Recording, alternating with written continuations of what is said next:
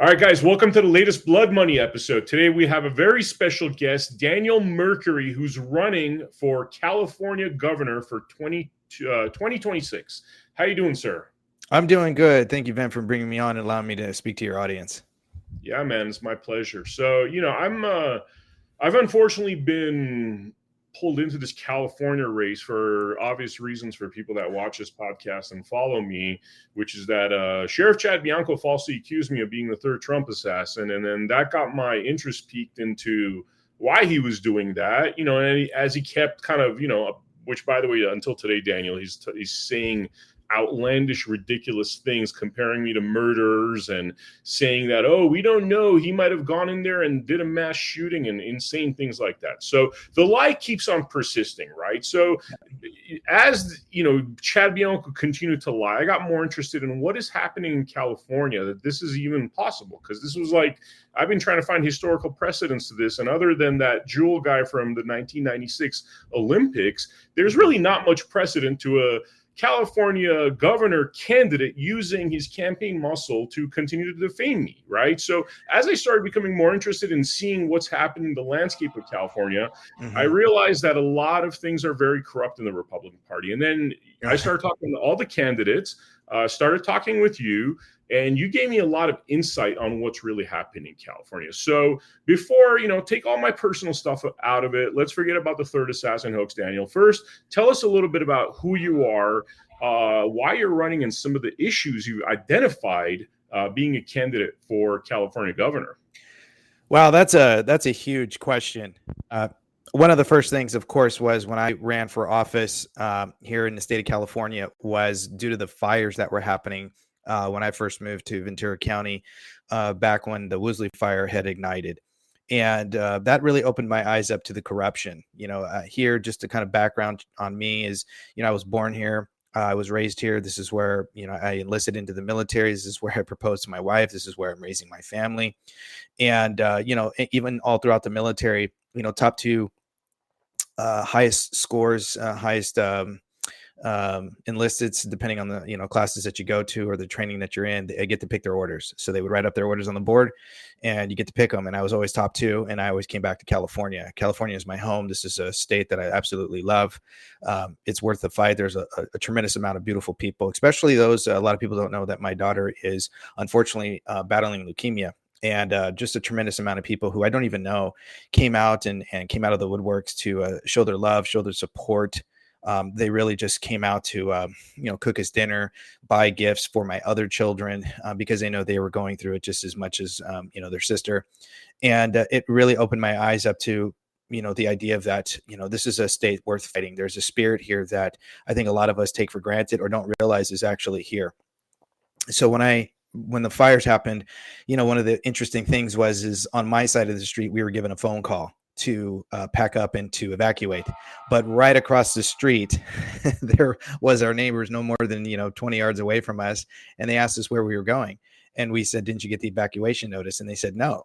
So we started walking up and down this neighborhood, knocking on everybody's door, at least 2 to 3 blocks. And half on one side got notices from the city or from the county, and the other half did not. And yet we were the same distance away from the fires. So it kind of begged the question, what was going on? The right hand didn't know what the left hand was doing. And so at that time, my representative was stepping down that a lot of people didn't know about at my congressional level. And because everybody wanted answers, what was going on? What was happening with the fires? Nobody knew. And this was my first time being exposed to the extensive amount of fires, so much so that under Gavin Newsom, he has had under his reign over 45,000 wildfires that I personally did the research on. You would think that one would be enough, but I guess 45,000 and over 9 million acres of land being burned up isn't enough. And this is what a lot of people don't know. So I jumped into the race in running for Congress in the 25th district. And that is when I was heavily exposed to the corruption, how the corruption works, how corrupt government works and operates, where they hide and operate, and what it is that they do to deceive the people, and how things tie into even the party system and what they do to ensure that their establishment pick candidate sort of perpetuates the continuous problems that we see. Why I kept asking, as everybody else, why don't we see any investigations? Why aren't there any indictments? Why isn't anybody going to jail? We Could keep, I point something out there on that topic? yeah, Because please. I find people's ignorance on these topics just a huge part of the problem. Because you talk about investigations, right? All I keep Yes. hearing from California is voter fraud, voter fraud, voter fraud, right? Yes. As Sheriff Chad Bianco has the power to do whatever he wants to do in terms of investigating the voter fraud. What's happened there? Because I know that's a big topic with the MAGA crowd. Was that ever, investigated? What went down in terms of all that voter fraud stuff? So the information that I know and what happened to me and a number of the candidates were that when the recall had initially happened, which right after my congressional race, I jumped into the recall. During the recall, a lot of the other candidates, the conservative candidates, I don't know what happened with the Democrats, but on the Republican side, many of our names were not on the machines, the voting machines. So if you went and you wanted to select a candidate's name, our names were not in certain areas of certain counties and precincts. So unfortunately, with the way some of the rules are, is that you're designated a precinct to go in and vote if you don't have a paper ballot, right? Or a mail-in ballot. So a lot of people could not choose my name or the candidate's name. We were calling each other. It's not like all the candidates hate each other. In fact, a lot of the candidates, we all support each other. And in that instance, we were realizing that voters were being forced to vote for somebody they didn't want to. Well, that was a huge problem. And they did nothing to fix that.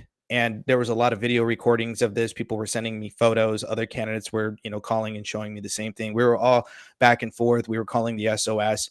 And the only thing that they can really do is, investigate after the election, maybe 1%. So one of the things that a lot of people don't know is the sheriff has the full authority in every county because they are to investigate the machines because they are the sovereigns of the county, meaning they're the oddity to the Constitution, the state constitution. Why? They're voted in by the people. So they can't just be removed. They can't just be fired unless they've engaged in some sort of criminal misconduct, fiduciary delinquency, or a deliberate harm to someone else in some capacity, right? For every crime, there has to be an injured party. And for every injured party, there has to be a remedy. That remedy can only be decided by a trial jury under the 5th, 6th, and 7th Amendment, right? Which breaks down the courts. So a sheriff has every capacity to take those machines and investigate them. Riverside County was actually a county I spoke to a number of the caucuses. There's 3 caucuses last time I checked, and the committee where they had actually spoken to the sheriff of that county and said, we'd like our machines to be investigated. There was foul play.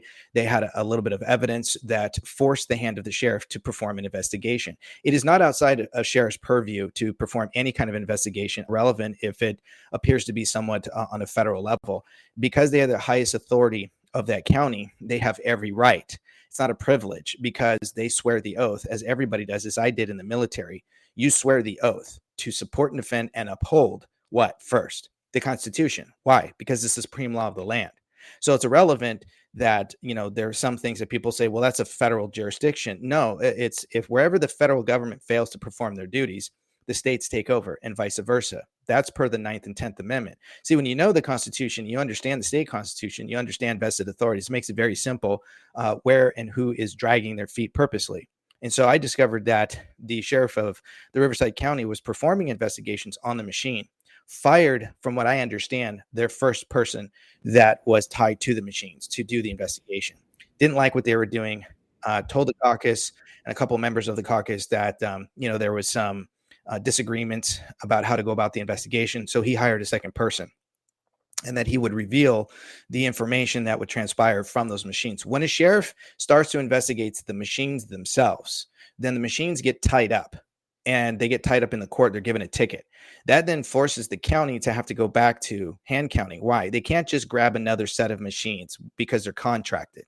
And if they're contracted per that county, well, there's only 5 that are contracted per the state, and each county can only pick one and finalize the contract once they're completed. This is why Shasta was able to, get rid of the machines. It was because the contract was up. They no longer had to use it. They developed their county laws, and they said, no more, we're going back to hand counting. And so when that happens, what that does is that potentially writes the sheriff out of a job. So why would they do that? Right. So when the second person came in, from what I understand, and again, I don't have this, I can't substantiate all of this, but from what I understand from the caucuses is that he failed to continue and letting the information become public and continue the transparency so that everybody knew what was happening with the machines. It just sort of disappeared. And for me, that's sort of my investigation into, a lot of the sheriffs here in the state of California, and realizing that a lot of our sheriffs are a part of, or what a lot of people don't know of, it's called a buyout. That buyout is a way for more money to kind of come into the county. It can come in from many different directions. It can come in through, all kinds of county appropriations, a claim where counties can claim a crisis, like a homeless crisis.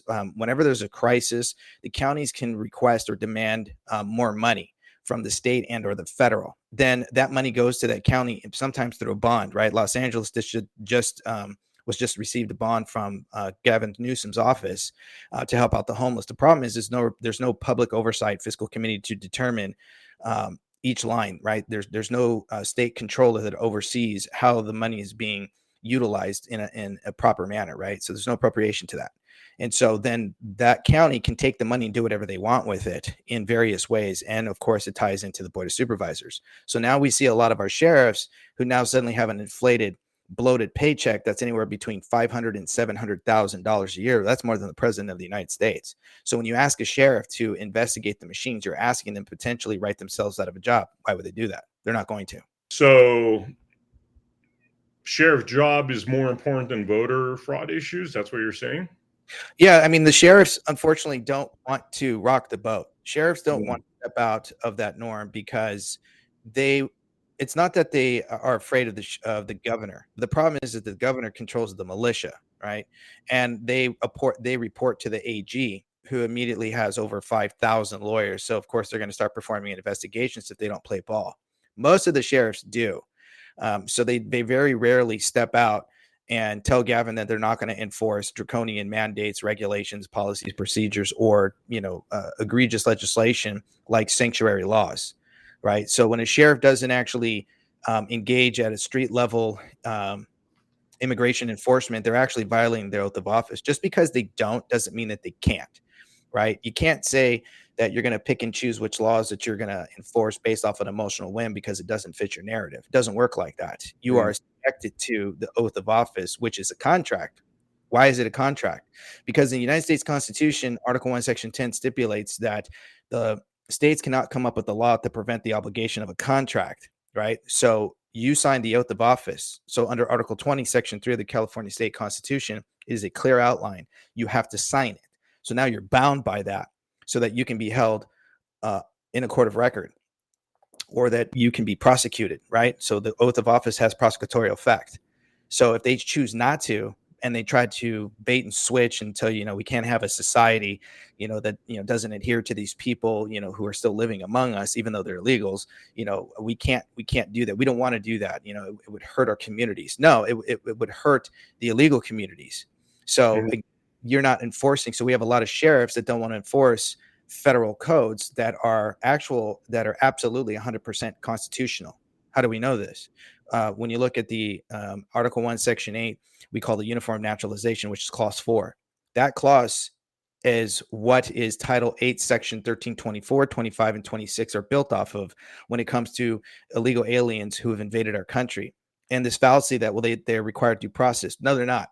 Right. That's for people. Due process is for the ones for immigration courts that have actually gone through the process, but they haven't assimilated, right, through ensuring that they are going to adhere to our way of life. Right. And this is how you ensure that these people no longer go to these protests and they're waving the other country's flag of origin. Well, if it's so great, go back. But we have sheriffs that don't want to do that because they're afraid that they're not going to be able to perform certain investigations, that these certain communities that they know have illegal aliens are choosing not to enforce the law. And then they kick the can down the road and they say, well, it's a federal job. It's a federal jurisdiction. We can't handle that. So again, they are failing to perform their duties when they gaslight you in that aspect. So when you know the laws and you know what they have to enforce, they have to ensure that the people's safety are adhered to by way of the Constitution.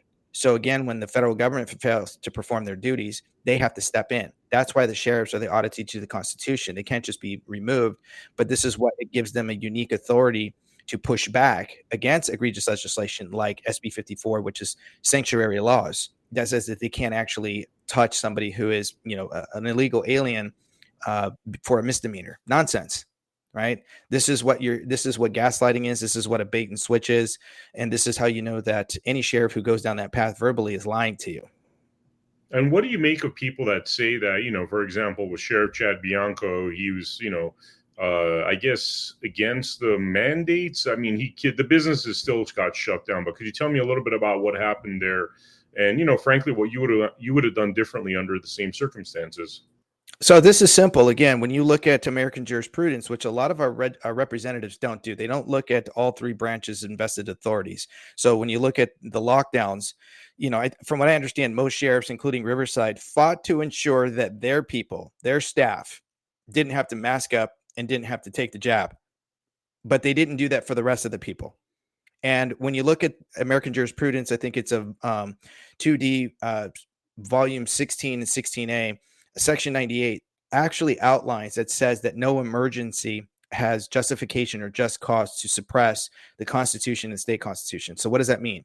It means that our government's responsibility was to work around the people's rights, not to infringe upon them and then change the language to change perception when they said, they didn't call it a lockdown. It was a stay-at-home safe order. Nonsense. It was your sheriff's responsibility to stand up and speak up and saying, there's no authority, especially when you look at what had already taken precedence with the Supreme Court in this sort of outlining. So when you understand that, then they have to push back when there's a controlled behavior of legislation that's crossing the table, right? It's crossing that line.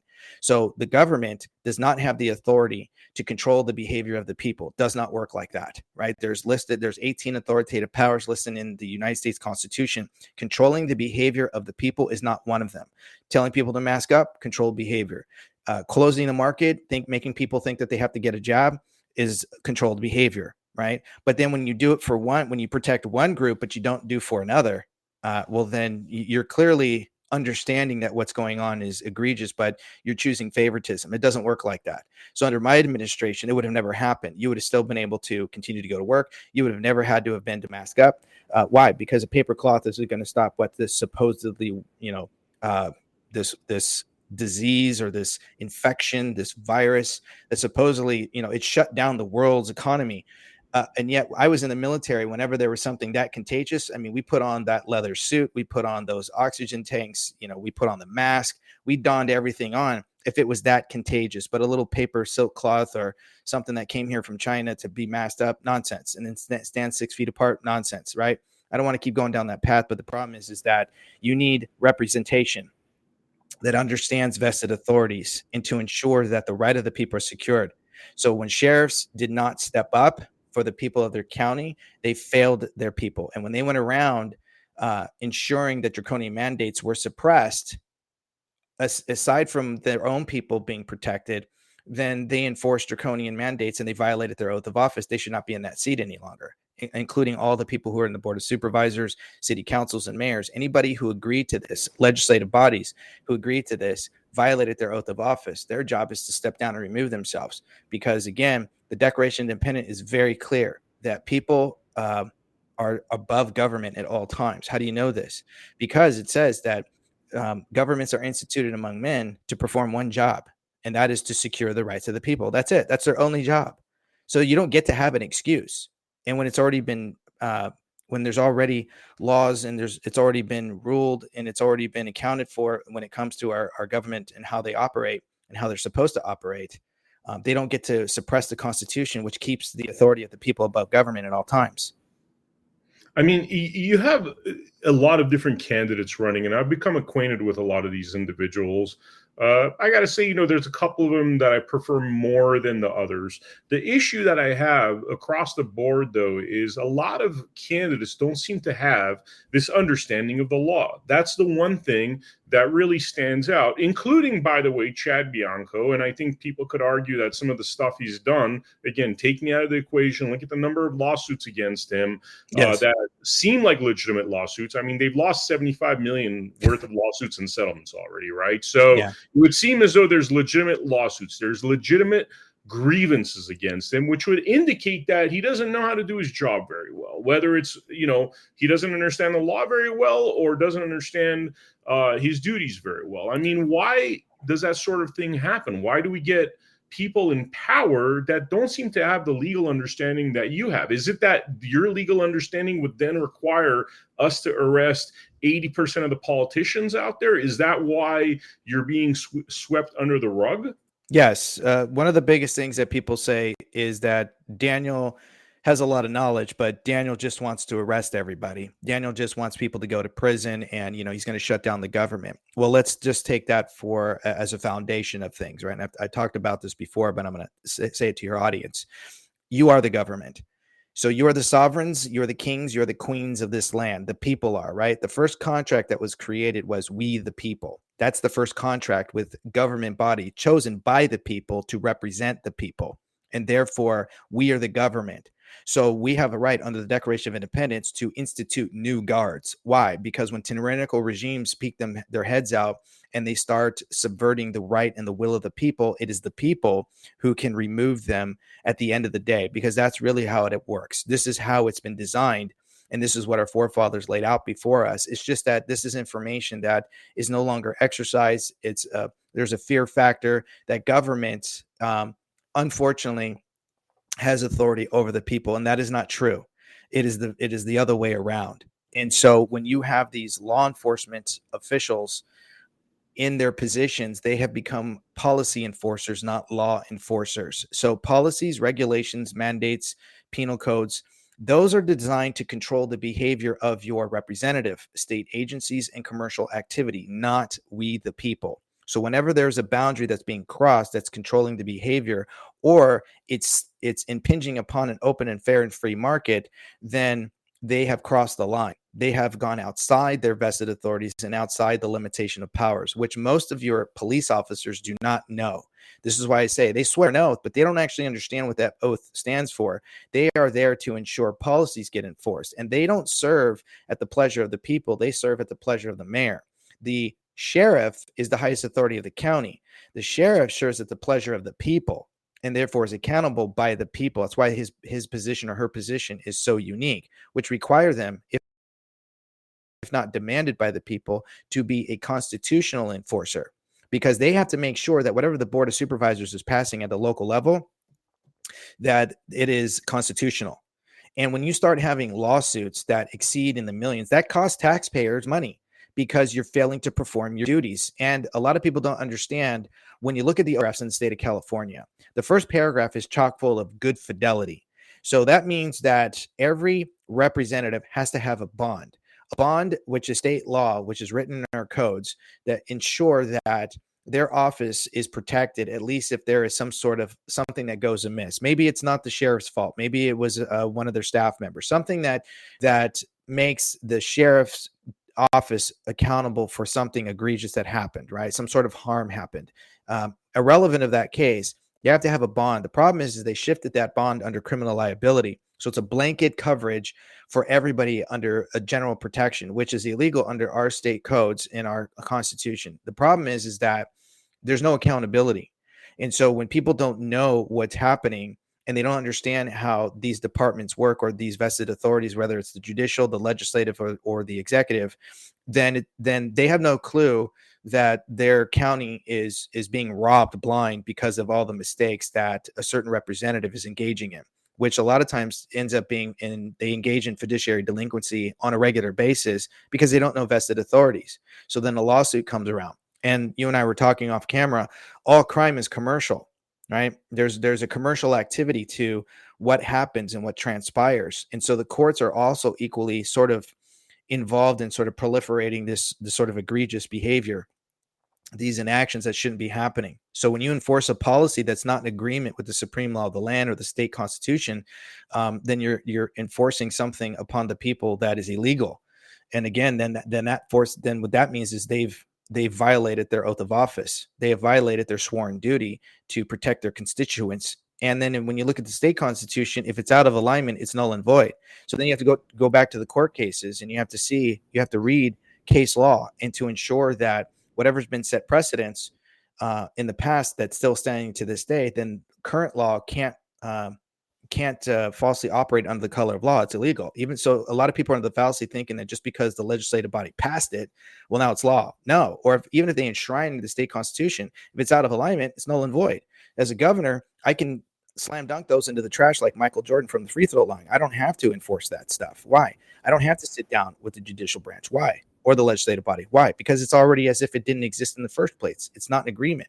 But if you put somebody in office who doesn't know this, then you're subjecting yourself. But here's the key.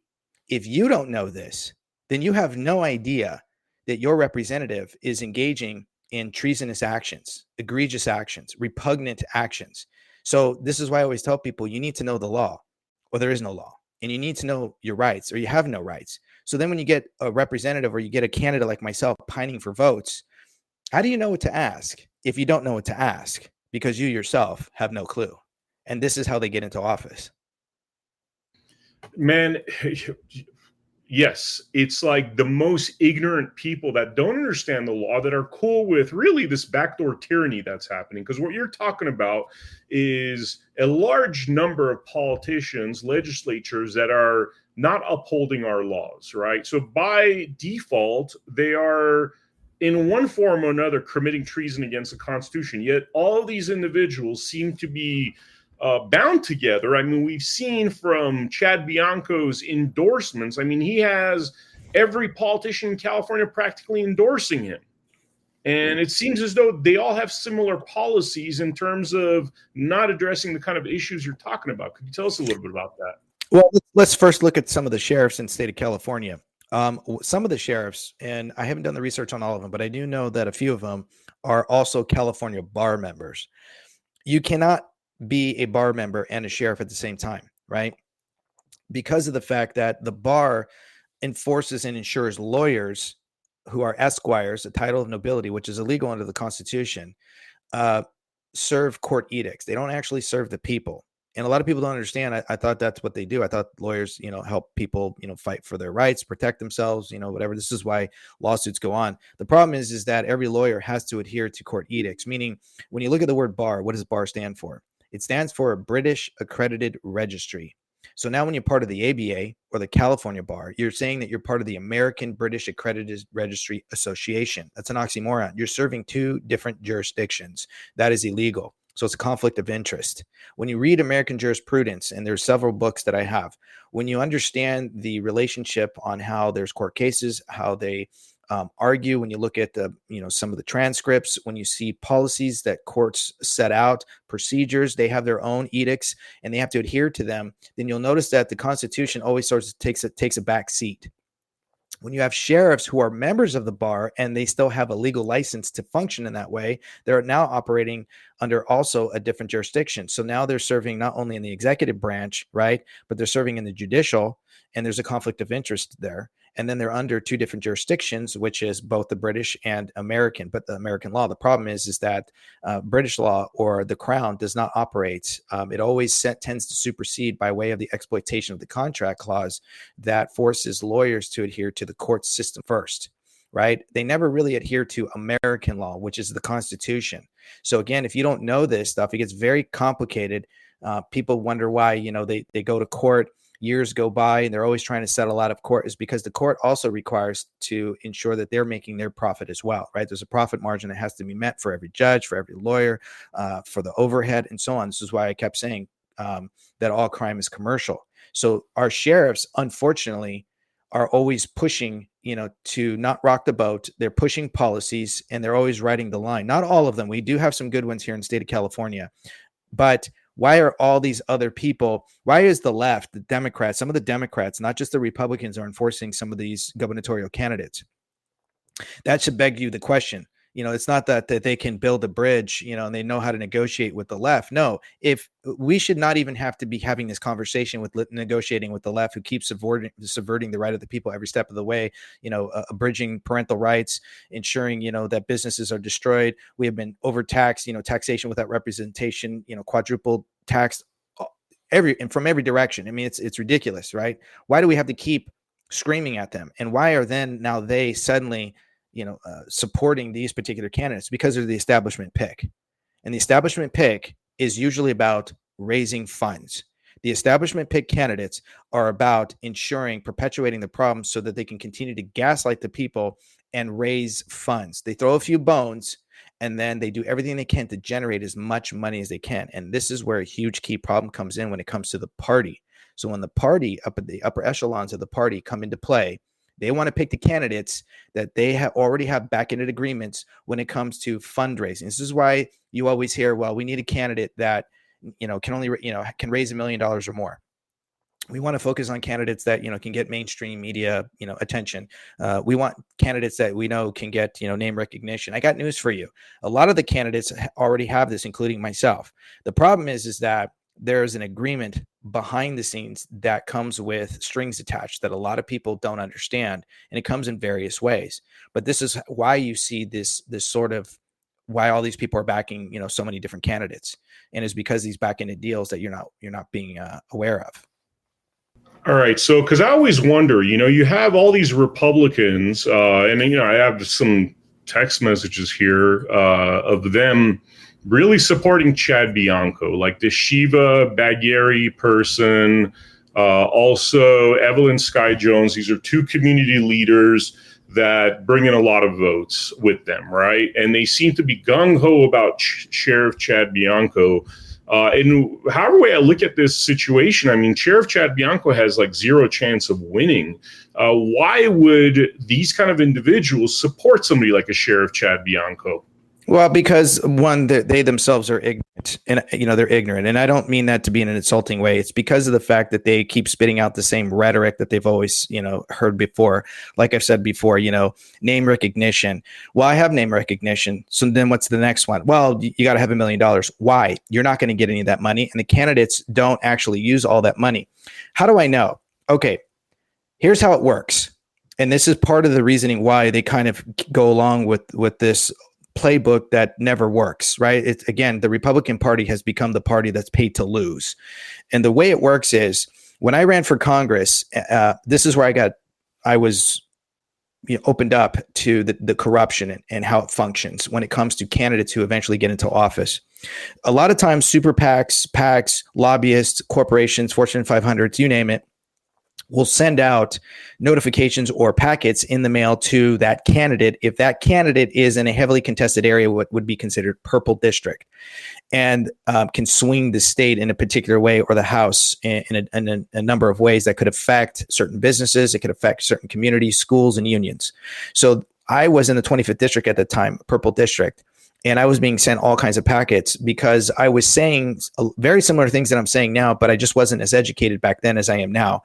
And these contracts would say, we want to endorse you, but if we endorse you, you have to take our money. And it was actually written in there that it said I had to take their money. Why did I have to take their money? And down below, there was a number of these state codes. There was, again, a number of, policies that I had to read in. I didn't understand why I had to take their money. And so I would show this to my wife, and it was written in so many different ways. And in exchange for this, we will comply, you will comply in this particular way.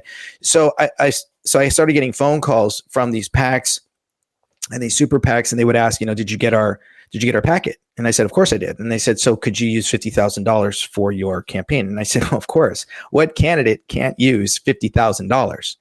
And I said, but I'm curious about all these codes because I didn't really understand the law back then. And they said, don't worry about that. They said, we have over 2,500 members. And I said, okay, great. And they said, we can tell all of our members to donate to you individually. So one way a PAC gets around donating more to a candidate they think is, rattling or the right cages or even the wrong cages, but they're stirring up. You're a candidate that can raise funds. You're a candidate that they can use. You might even be an untainted candidate that just, suddenly starts getting some popularity and pull. They like you. And so they want to fund you. But then the thing about this is that they want to ensure that you are contracted to them. Remember earlier, I talked about the contract clause, right? So the states cannot come up with the law to prevent the obligation of a contract. That means the right to contract is not limited. That means it can be completely egregious. The courts are going to take the Constitution and throw it out. It doesn't apply. Why? They got to fulfill the contract. So the contract would ensure. So let me get this straight. That contract is superseding the Constitution. So you're signing your loyalties to that contract instead of the U.S. Constitution? Yeah. So again, go back to Article 1, Section 10, and I paraphrase it. And if you read the California State Constitution under Article 1, Section 9, it actually paraphrases it beautifully. And it does say that. So in other words, when the states cannot come up with a law, right? So there's no law they can draft that can prevent the obligation of a contract. It's telling you that the right to contract, to just draft a contract, it's not limited. It can be in all kinds of different fashions and forms and wording, right? So this is why the legal language comes into play. This is why I say they change the language to change perception, because it disrupts linguistical canons that the courts adhere to, right? So the courts adhere to the meaning in a word and a phrase at the time it was first adopted. But when you understand how to change the legal language to give it new meaning, it disrupts all of that. And so it confuses and confounds the courts to have to make a proper decision when they've already decided on something of a similar nature in the past. So now this contract that by way looks legal, the contract itself basically says in these codes that if they take the money, if the candidate takes the money, that candidate can no longer do, say, or enact anything that would be contradictory or counterintuitive to that group. So if it's a realtor PAC, or it's a teachers union, or it's a labor union of some kind, or it's a farming company, right? If you try to draft any legislation, or if you are a governor and that legislation comes across your desk, you by that previous contract will be held up because it's there for a number of years. You cannot actually enact that law because you're under the contract clause. So now we wonder why our representative, who we loved, and we wonder why they did, they were so great and they made all these promises, and all of a sudden they turn around and they've done nothing, is because they took the money and they signed in. So question, aren't you, by signing that contract, and I'm imagining most of the candidates, especially the front runners, have signed such contracts, isn't that by default you're committing treason against the Constitution?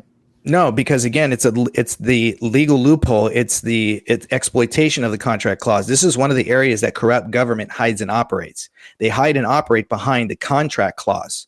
The contract, according to the bar, is what allows people to waive their rights. And when you waive your right contractually, well, that's on you, because in 1956, U.S. versus Minker, the judge in the transcript actually said that what appears to be lawful on the surface, people are cunningly coerced into waiving their rights due to ignorance.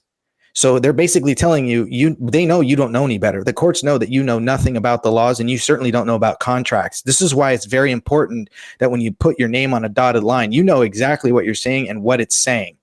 And you have to be cautious about that. And you can change contract language in there before you sign it. Like you can line item out things. You can address certain codes. You can sign it UCC 1207, which is without prejudice. What does that mean? That means when two lawyers call each other, they'll tell each other, hey, Bob, this conversation is without prejudice. Well, what does that mean?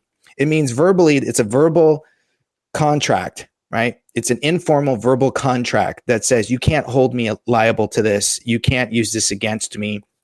If there's any disagreement, you can't use this in court. We're just having a conversation. So now if you sign a contract like that, and the party that hands you the contract and you agree to it, but you sign it, without prejudice, that means they can never come back to you and contest it. You're saying, I'll agree to this for now, but if there's anything that changes and you try to throw it back at me, it's not going to work. Right. And this is what I did to help my wife from being fired from her NICU unit here in Southern California. And I helped over 700 people maintain their jobs during the lockdown because they didn't understand that contract section that they were being forced to have to engage in. Right. And they were always asking people, only people who qualify for religious exemption, which is the First Amendment, can sign, this form that would give them that exception or exemption once they, prove their faith. The problem is that was the trick question. Only those who qualify. And my wife said, well, who qualifies? And I looked at her and I said, everyone qualifies. They're just making it seem like only a handful of people do. And that was the trick. Once we figured that out, we understood this dynamic process that was happening with my wife and her job to ensure that once we finally got the religious exception, which again is illegal, but we were having 1 foot in and 1 foot out. And this is how you have to operate with our current construct of our laws right now under the corporation and not common law. Then what ends up happening is that contract came to us and said that they were giving it to her indefinitely. And I said, great, now sign it, UCC 1207 without prejudice and sign your name through that on the line. So once they took it and they filed it, it was done. Well, that's what they did. That means they can never come back and tell her, oh, there's a new pandemic. You have to take this new jab. She'll never have to do it. And there's nothing they can ever say to her to do it because they've already taken it. And now that set precedence under the contract. Now go back to the person who's running for office. When they sit there and they tell you, we'll give you this money, a lot of candidates don't know what they're signing or don't know the kind of agreements. And those agreements come in different various ways. Remember, contract, the right to contract is not limited. That contract agreement can be verbal. It can be a handshake. It can be a dynamic process of social media posts of agreements. There's a lot of different ways that prove a contract without actual formality of paper indoctrination, right? Sometimes it's just the pattern of behavior of the person that shows that there is an agreement. And so a lot of times it's exploited if you don't know any better when you get to the courts. So a lot of candidates do this, not realizing it. And then if they make an agreement, a lot of times there's a back-ended deal for endorsements. Why? So when a candidate raises, say, $1 million, that candidate cannot keep the money. There's only one of three things that they can do. One, they can give it back to everybody. So if they have $500,000 left over, they would have to then divvy that up by every person who ever donated to them, which they should have a record of. And then they give them percentage of what they didn't use back to the person that's left over. That's too tedious. So most people don't do that. What they do is they can either give it to their party preference, right? So if I have 500,000, I can give that $500,000 over to my favorite party, the Republican Party, the Democratic Party, the Green Party, the Blue Party, you name it. It can be any party. I can give it over to that party. Or I can give it to my favorite nonprofit charitable organization. But the problem with the charitable organization with these nonprofits is sometimes the party has already a list of their favorite or their favored nonprofit charitable organizations that they are associated with. And then what they do is they tell the candidate, because when I asked them about that money, they said even if they were going to give me all this money, and I said, okay, but I said, why would I want to sign this agreement? And they said, well, because we can help you keep the money. So, and I was like, well, you be telling me this, and they said, no, it's perfectly legal. So the way that works is then that charitable nonprofit organization that you choose that's tied to, say, a party member, somebody who's up at the upper echelon, say the chair, and they have a list of who they want you to choose, you can then take that money, you can give it over to that charitable organization, put yourself on as an advisory member, and under the contract, they can make an agreement. I'm giving you $500,000. You, as a charitable organization, can keep $100,000 to $150,000, but you're going to pay me as an advisory member the remaining money back quarterly.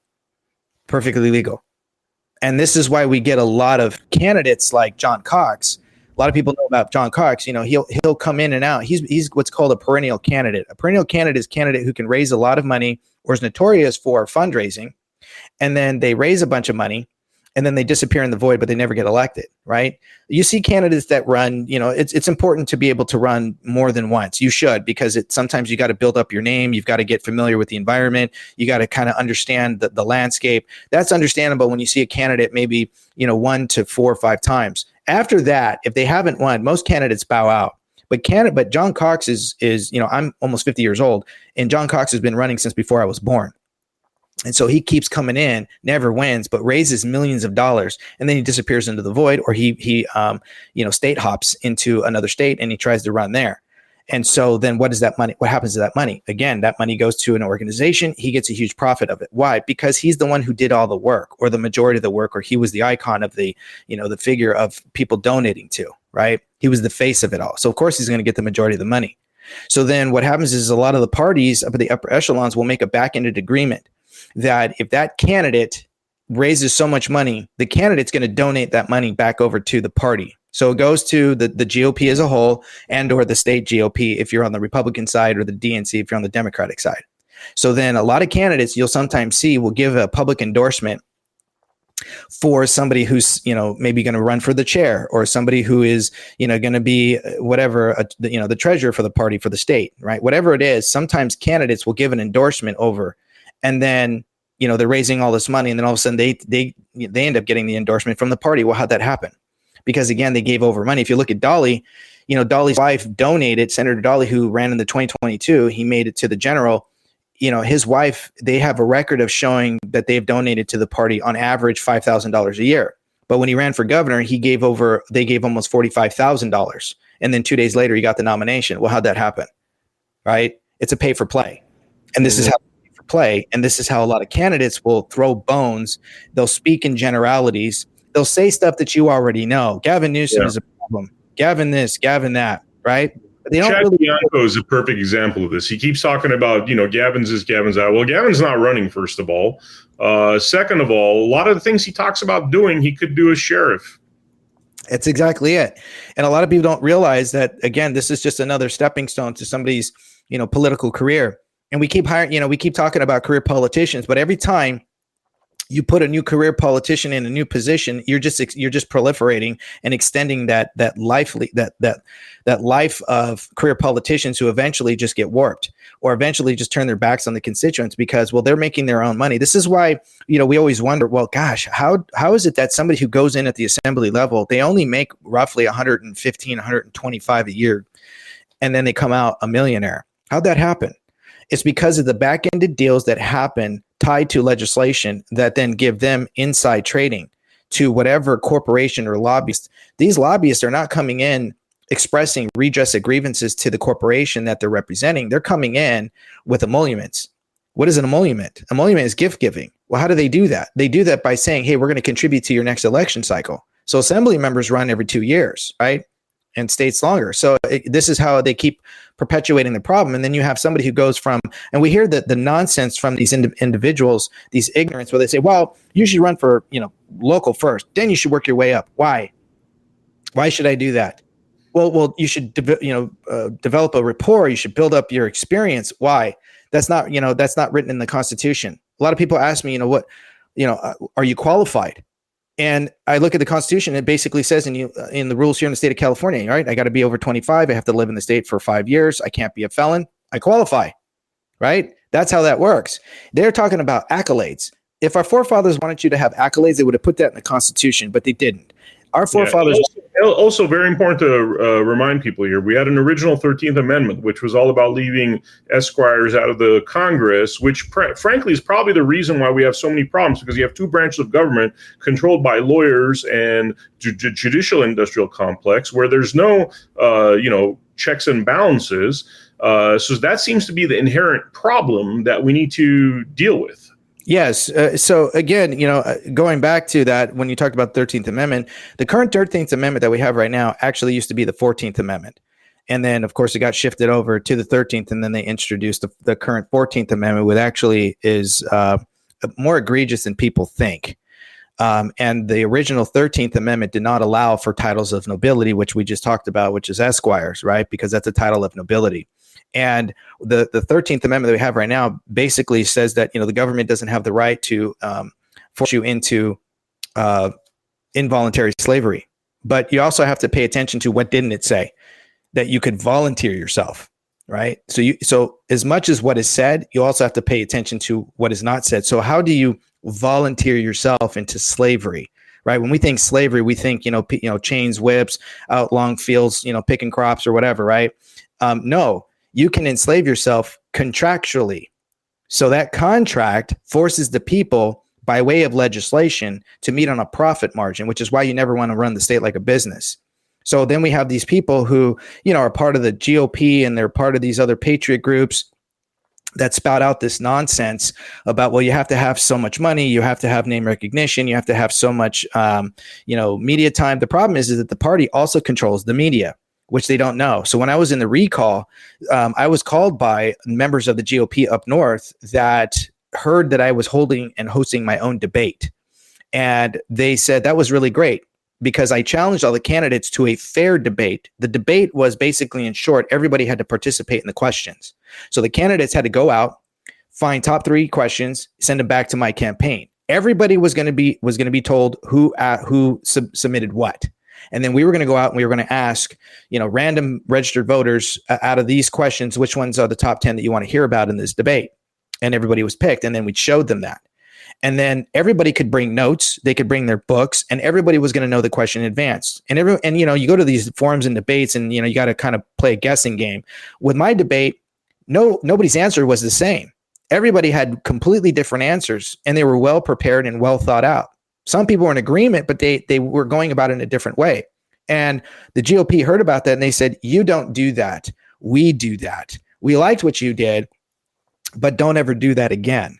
And I thought to myself, who are you to tell me what I can and cannot do?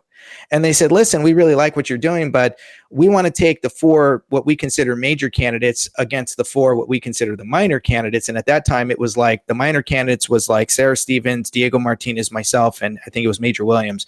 And the major candidates, I think, was like John Cox, Caitlyn Jenner, Kevin Faulconer, and Doug Osee.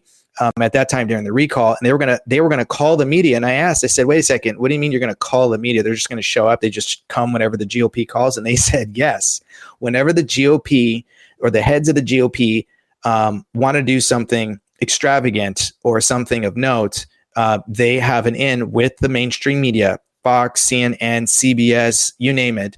And if they want to make a big deal out of it, they have ties to ensure that they show up.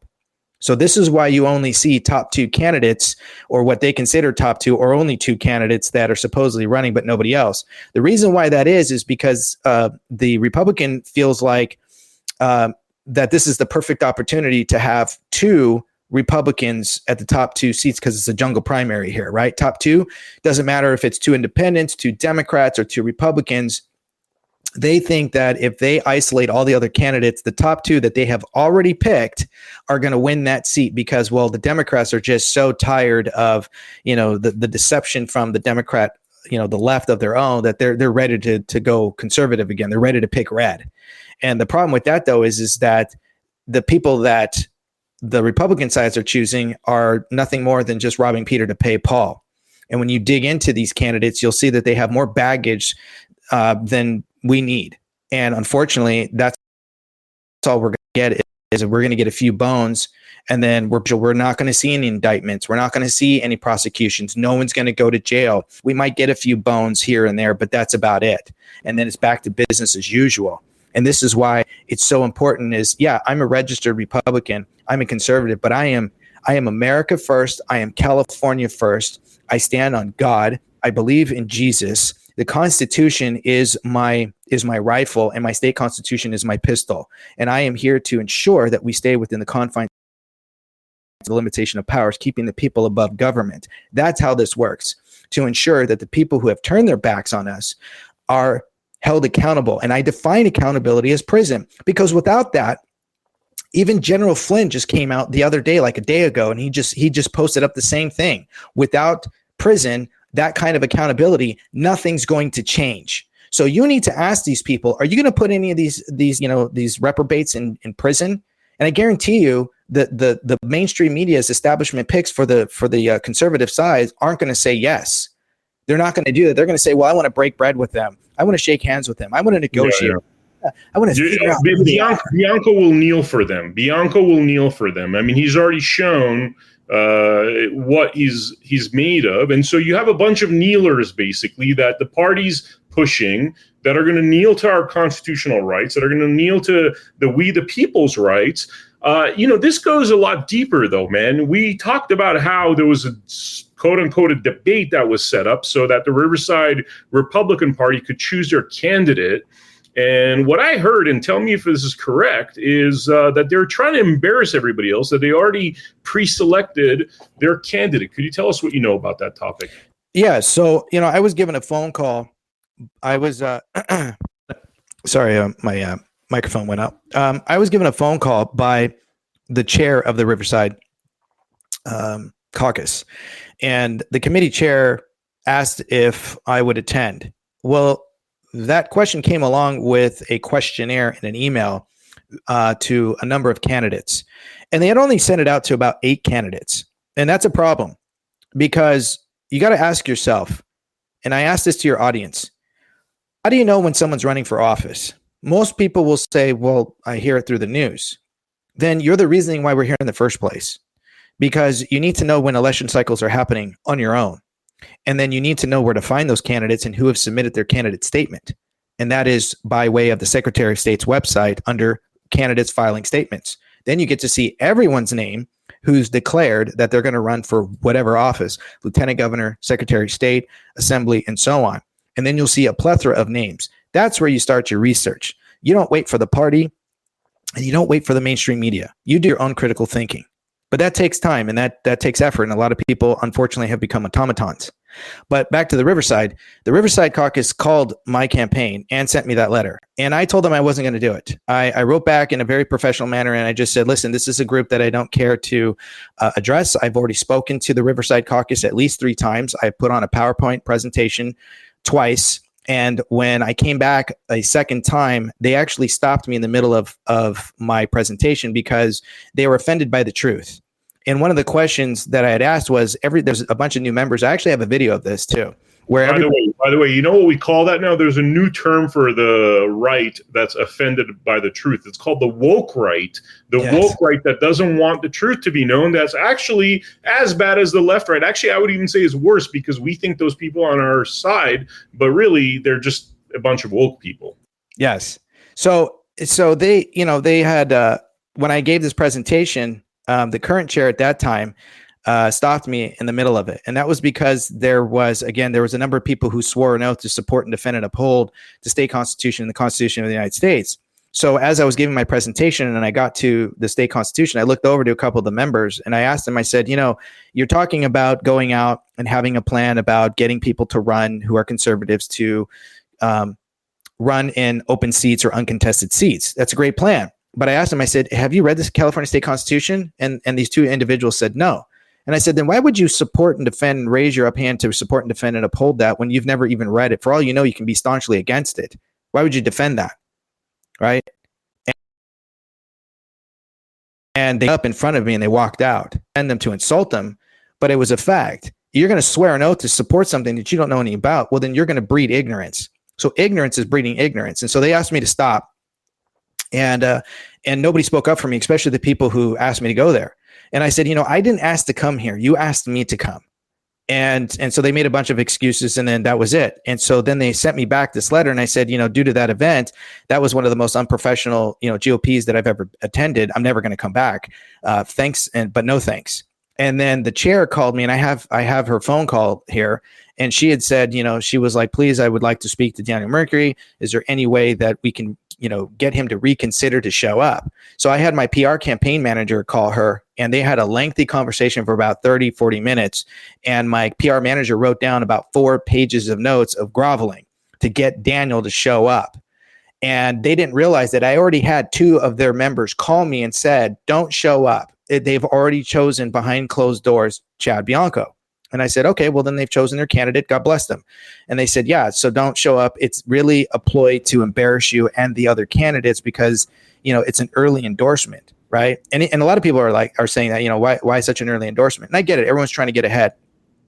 And I said, well, I have no intentions. Of course, this is backyard, but, it's not going to be it's not fair. They're not really there to listen to everybody. They're not really undecided. They've already made up their decision. They just want to, do a snapshot, soundbite, take some photos and embarrass the candidates that didn't get the votes. And the chair didn't even acknowledge at first that they had 2 members call me. And then right after that conversation, I had a 3rd member call me and tell me that they had heard, about me being notified. And they said it's absolutely true. They were also in that meeting when they had already privately chosen their candidate. And so my PR manager had said, well, listen, you guys have already chosen a candidate, so we're not going to waste our time. You've already made your selection. God bless you. God bless your candidate. May the best man win. And they said, and she said, no, we're going to welcome Daniel with open arms. We're so sorry this happened. We have not publicly chosen a candidate. And my PR manager said, we didn't say public. We said that you've already done it behind closed doors. And so the chair said, well, of course, this is his backyard. This is Chad's backyard. And of course, he has an advantage, but we can't say that he's not going to get it. But, there are a lot of people who don't, support him in our group. And so, they just said, please consider, we would love to have him here. And one of the other members is a candidate who's also part of the Riverside Caucus called me, and I called a number of candidates, and I just said, listen, don't waste your time. If you don't want to be embarrassed, I wouldn't go. It's just a courtesy call. I don't support being, shotgunned interviewed. I don't support, being embarrassed. It's unprofessional. And this is what's happening among the GOPs and in different areas of the state. And I get phone calls because I've been at this for years. I have started since 2019 till now.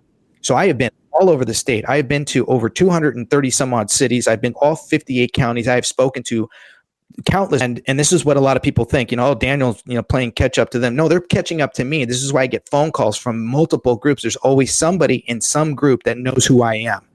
And so that member, who's also a candidate, called me and he said, hey, thanks for the heads up, but you were absolutely right. 100%. It was a trap. So much so that it was a vote, 38-2, in favor of Chad Bianco. And they said that it was interesting that they had to mention Daniel's name. They said that, and because Daniel Mercuri did not show up, he declined to participate. We are giving him a no vote and a 0 vote. And it was just like this whole spiel about how, they felt against me because I didn't participate. But that's what they wanted. They wanted me to show up so that they could rub it in my face and other candidates that they didn't support me. And I didn't give them the opportunity to. Let me ask you on that topic. I mean, you have a lot of dirty tricks. You have somebody that's being accused of being a very dishonest person in terms of Chad Bianco.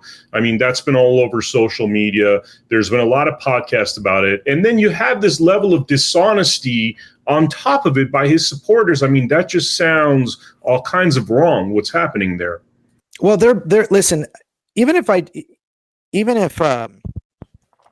Chad doesn't have a rap sheet, let's just go with that. Right? And you look at him taking a knee. As a veteran, I never once ever took a knee in solidarity with the Taliban, with a jihad on any level.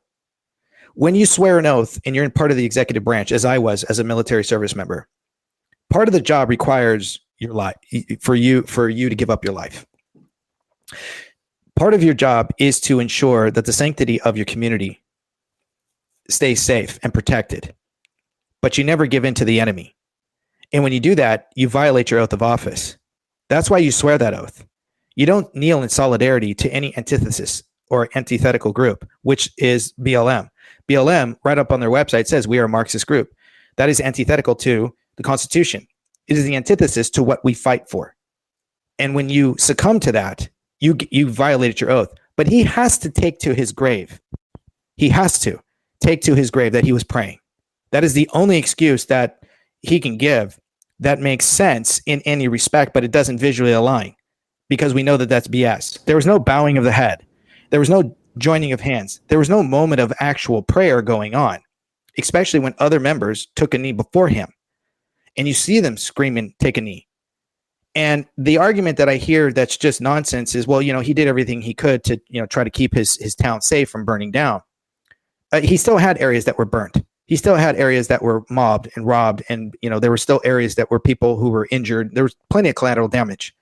And yet at the same time, that is a horrible excuse. How would you feel if any of our military members took a knee with the jihads that want to burn our country down, but they stood down maybe a little bit for that time being, but they're still active to this day? And we took a knee in front of them. You'd probably be rolling in the grave. You would just be disheartened. So it's a lie that has to be taken. So I don't respect him as a candidate. I would never vote for him, even if I wasn't running. And it has nothing to do with the fact that, I know him personally. Is I tell a lot of people I was a hair's breadth away of actually supporting him and was going to bow out of this in the early stages when I was talking to the Riverside Caucus. A lot of them wanted me to talk to him and Bill Asaley at the time. And I was going around just to try to wake up the people of the state of California on my own dime. Every month, 1 to 3 times a month, I had an event. And I wasn't even, the race wasn't even hard hitting as it is now. But the more I started looking into him, the more I started realizing I can't let somebody like him be in office either, not at least fighting against that, or at least presenting me as a possible choice. And that's what all candidates are doing. When people say, oh, you're going to split up the vote. No, you're going to split up the vote. Your job is to do proper research and not to get to the old playbook that doesn't work. It's the same playbook we use time in and time again, and it never seems to work. We are on the losing end. Yeah, but it's purposeful. I mean, I want to throw out a few other things here that I've realized. You know, we have this epidemic of not only the legislature taking away parental rights, especially in places like California and Colorado, where you could pretty much brainwash a child into thinking they're born in the wrong body, put them on hormones, do all that stuff without parental consent. And really, there's no such thing as parental rights. And then I look at somebody again like Chad Bianco. I notice his brother's a CPS judge. I notice that he's been accused of kidnapping children, taking them away from their biological parents. And I'm like, why aren't you investigating the corrupt family law industry that we all know is corrupt, that we all know is flawed? I don't know if anybody in America right now knows at least a father that hasn't been alienated from their children. I mean, it's an epidemic. But then none of that stuff is addressed by the people in power. Well, here's the thing, and let me correct you. There is parental rights. It is actually constitutional. Where is it? It's under the laws of nature and of nature's God. Where is that? Declaration of Independence, right? That we've been endowed by the Creator with certain unalienable rights, right? So those unalienable rights are associated to the laws of nature. What is nature? Nature provides that which is innate. So what is innate? Man and woman. What is man and woman? XXXY chromosomes. They don't lie. They allow for the act of consummation. And at the moment of conception is new life, which is why our forefathers put that in the Declaration of Independence, that we've been endowed, meaning gifted by God with unalienable rights, not civil. Those are different. Unalienable rights cannot be removed. They cannot be bought, sold, or transferred, right? So when you understand this, then you understand parental rights stem from the laws of nature. And therefore, government has no authority over a parental right because they don't parent. We do. The mother and the father, XXXY chromosomes that created that life, are the sole provider. And government has no permissibility to actually engage in disrupting that. That's why, again, that which is innate. And so when you look at Marxism, well, Marxist, one of his pillars was the disruption and the abolition of family. This is why this is happening, because people don't know about Karl Marx and Engels. And when they wrote all their documentation about communists in their manifesto, and when you look at that and you look at what is transpiring right now, all of these bills that are passing egregiously is by way of what's called Fabianism. Fabianism is a soft approach. Instead of communism coming in destroying the infrastructure, they want to keep the infrastructure because it's great. It's good. You got land, you got property, you got buildings. You know, you don't want to bomb it, right? What's a better way to do it? The Fabian approach. Fabianism basically took the same tactics and they did it by way of buying out your legislators. How do they do this? They do this by the exploitation of the contract clause. And they get these corporations to come in and they change the word emolument to lobbying, right? They change the language to change perception. So then they come in and then they make these bills, and these bills then play around with linguistical canons, and then they disrupt parental rights that are part of the Constitution. You just didn't know about it. Yeah, and you go into family court. I mean, you could say the Constitution all you want. A lot of the time, they'll arrest you for talking about the Constitution, which, again, sheriffs and people in authority positions that could then present repercussions to those tyrannical type judges. Well, they never present that. They give us all the promises. It sounds like you're willing to arrest those kind of people, though. Because I can. If you put me in office, I can legally, lawfully, constitutionally. There's so many areas that I now see that what these judges are doing, these lawfare judges who are engaging in activism, are stepping outside their vested authorities. They have to adhere. And everybody thinks that judges are nonpartisan. That's not true. They're not. They are partisan. Who are they partisan to? They are partisan to the Constitution. Why? Because they have to swear an oath and sign the contract as well. But again, remember, who were they in agreement with first? The American bar. Who's the bar? The British Accredited Registry. So they're under court edicts that are tied to the crown. So they have to play a very, very fine line of a position of nonpartisan, which is why a lot of lawyers who pine to vote to get somebody's vote to be a judge, they don't really have anything listed on their sites. Why? Because they can't show partisanship. So they have to remain neutral. So it's just their name and maybe how long they've run and the endorsements that they get, and that's about it. but you really don't have any insight into them. In fact, I know this for a fact because when I was up at Bear during the 2022, there was somebody who was running for judgeship and he could not answer. He could only say, I can neither confirm nor deny. And at first, everybody thought that that was super funny. But then it started getting irritating because people wanted to know his stances as a judge and what he was going to enforce and how he felt about particular certain issues or what he would do, knowing his, the laws the way they think that they know lawyers know. The problem is lawyers don't know the law. They know tort. They know contract, non-contractual crime. And then they're like doctors, right? Just because you're a doctor doesn't mean you have a blanketed understanding of oncology or, neurology and so on, right? That's what lawyers are. So don't assume that lawyers actually know the law. In fact, lawyers are, it's not even the law. They pay attention more to the loopholes of the legal language when it comes to the law, not justice. And the law and justice are not synonymous. Justice is by way of the people. The law and the legal loopholes and language is always something that they adhere to. This is why they always try to tell people that they are nonpartisan. And this is why we have a problem with judges. If you don't understand this and you step in front of a judge, you're stepping in front of a magistrate. That's not a court of record. Family court is not a court of record. This is why I would never want to go to a family court. I'd want to go straight to a trial jury because, again, that's by way of your peers. That's a court of record. We have courts of equity and these nisi prius courts, which is, again, you stand in front of a judge or a magistrate or anything like that, right? This is not how it's supposed to function. But again, there's profit to be made. And this is the problem that we have with court codes that don't align with the sovereignty. And this is where government then peeks their neck out above the people's status. And it's supposed to be the other way around. You put me in office, that's going to get corrected. You put me in office, I can't wait for these judges to peek their heads up because those are the first ones I'm going to make an example out of. By the way, you go into, Chad Bianco's funders and stuff. And if you go deep enough, you'll find people that own things like foster care homes, millions of dollars flowing through it, multiple allegations of child sexual abuse. Yes. So I would think that if I'm getting money from that individual that is connected with those foster care homes, that is profiting off of the family law destruction, I mean, obviously that person is not going to do much. It sounds like already by contract or by some kind of tacit agreement, they've already agreed not to pursue the real criminals. So then you have somebody like a Daniel Mercuri that comes and says, I'm going to arrest all these criminals that are committing treason against the Constitution, and the whole party is basically against you, is what you're saying. That's exactly it. They do not want that because it solves the problems. When you solve the problems, there's no more money to be made. There's no profit to be made. This is why they perpetuate the homelessness. This is why they allow for open borders because, child sex trafficking is $127 billion a year industry, that people don't want to address. And this is something that when you notice these sorts of accords that are going on behind the scenes and who's making the donations, this is why you got to be very careful. Are they grassroots donations?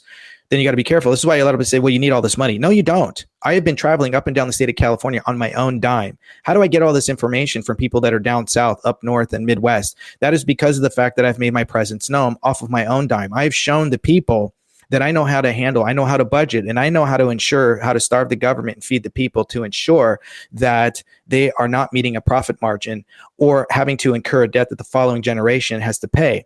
But when you say, well, you need millions, no, you don't. You have no idea what you're talking about. There are so many other facets and ways that also the people can participate. But when you look at who's donating and you see how it's all tied to, and you see that there's corruption going on, why would you continue to still support that person? And that is because most people have already put all their eggs in one basket and they refuse to admit that they were wrong. Or they want to win so desperately on the Republican ticket that they feel like, well, it's better to go purple than it is to just go fully red and conservative like somebody like me. So we've got to vote the lesser of two evils, and we can kind of work our way, up to that position. And you wonder why we got here in the first place? It's because of that thinking. And is that mentality that everybody has been, prone to, that they become automatons to, right? Everybody loves the things that I say, but it scares them. And so they're in fear of it because they're afraid that they're going to lose their decadence. So they go with the candidate that they know is hugely corrupt, has major red flags, and they feel like, well, that's the only way we can go in so that we can actually win. So the left doesn't. And then we can hopefully take back the state, when all they did was rob Peter to pay Paul. Yeah, when you talk about decadence, by the way, I really have to read this, and I'm not trying to throw anybody under the bus, but these are actual leaders that are responding to my campaign against Chad Bianco, right? So this Evelyn Sky Jones, the reason I mentioned this is because you mentioned the word decadence, and what I've noticed in all political realms, definitely in our MAGA movement, there's a lot of social climbers trying to pretend that they're MAGA. So I heard lots about you from individuals in Vegas. You are struggling and have no money. She's saying this about me. I don't know who is paying you to disrupt Bianco's campaign. And then she goes on, and this is the interesting part. I've spent over $40,000 of my own money and will go to the White House when President Trump is in attendance, right? So anyway, I respond to this lady, firstly, she's telling me that, hey, I'm broke and trying to insinuate that I'm some kind of loser, right? And I'm like, what does that have to do with your California leadership position? Firstly, I'm not even going to try to debate what she said because I'm not going to give credence to her stupid accusations. But the fact that we're talking about $40,000 plates and really like picking on somebody on a personal level, as opposed to talking about the issues, seems very much like, frankly, like I see it attacked by a lot of leftists on this sort of thing. That they're like, you're a Nazi, you're like a crazy MAGA guy, you're an anti-jabber. It felt just like the same, actually, and it was coming from the right side, supposedly. Well, let me tell you two things, and I'm going to go ahead and name names on this one. Let's talk about Evelyn Sky Jones. Evelyn Sky Jones is somebody who I met during the recall. Out of the blue, she called me and she messaged me and she on Facebook and she said, Daniel, I'm going to support you. Daniel, I'm going to promote you. I don't know who you are. She's one of those kinds of people. And I had no clue who she was. And I thought, okay, well, I'm all in for people who want to support me and who want to participate. But you still have to kind of screen people too, because you do get a lot of unfortunate individuals who are not all there. And they present themselves as somebody who has heavily influence and stuff. And she is somebody who I do not support. She is somebody who I've had, in fact, very negative interactions with because of the incident that happened at my debate, the one that the GOP called me about and found out about. And she wanted to get behind my campaign. But it started getting very hectic, and she started just kind of getting into this mentality of things that weren't adding up. She wanted to participate in a way that wasn't congruent with my campaign. She was saying things that weren't necessarily adding up as to, the GOP and her membership and the kind of authority that she had and all this sort of nonsense that it really made it seem like she was a crazy person. And eventually got to a point too where there was supposed to be involvement with trying to get people to buy things and they were going to try to make, sell some shirts and hats and all this. And this was at a church, but the church had a stipulation that if they were going to host the debate, they didn't want anybody selling anything because again, it had to do with taxes and their 501. They didn't want to have to get involved in that. It was an open debate, open to the public, very organized. We had AM 590, The Answer, the late great Don Dix and Jennifer Horn, helped to facilitate it. It was a really great event. We had, I think we had 150 people show up. We had over 2,000 people watching live. It was a really great event. And she wanted to be part of that, but she really wasn't. And so we sort of had this sort of negative interaction where I was like, listen, you're kind of forcing yourself upon my campaign. You're not really part of my team. And so this is an issue here. And you keep doing stuff that's really not something incongruent with my campaign. I'd like you to stop. Or at least ask permission. Well, she took offense to that. And so then what ended up happening was she tried to tie herself over to Diego Martinez's group and where they were going to try to still sell things. And once we talked to his campaign manager, they tried to use Evelyn's nickname or a different name to get her in. And that was because we had told her, because of the negative interaction, you're not coming to we don't want you showing up to the debate. So do not come. And she was going to come anyway. So she brings her son, of all things, with Diego Martinez and managers. And when we found out that, we made sure that security that I paid for knew her face.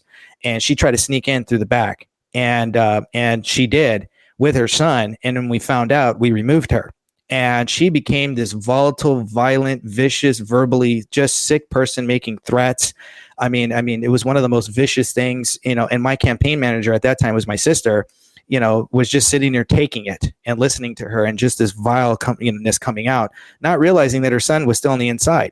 And this is the kind of mentality that Evelyn Sky Jones is. I have no love for her. I do not care for her.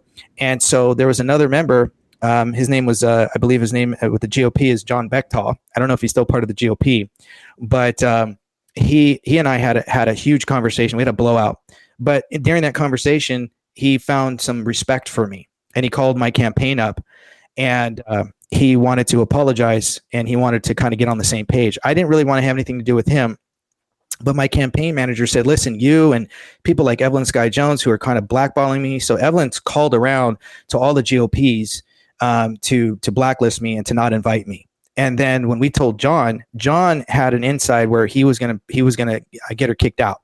And then she called my campaign and she was begging for us not to do it because John was going to do it.